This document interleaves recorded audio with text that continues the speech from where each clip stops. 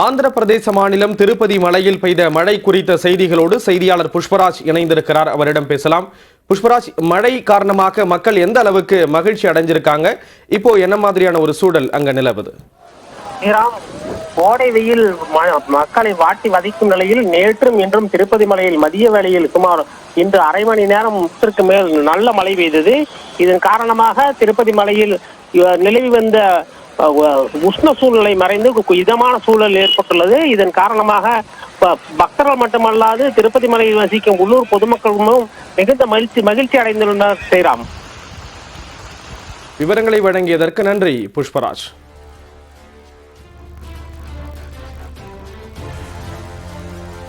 கிருஷ்ணகிரி மாவட்டம் ஓசூர் மற்றும் அதன் சுற்றுவட்டார பகுதிகளில் பெய்த மழையின் காரணமாக வெப்பம் தணிந்ததால் பொதுமக்கள் நிம்மதி அடைந்தனர்.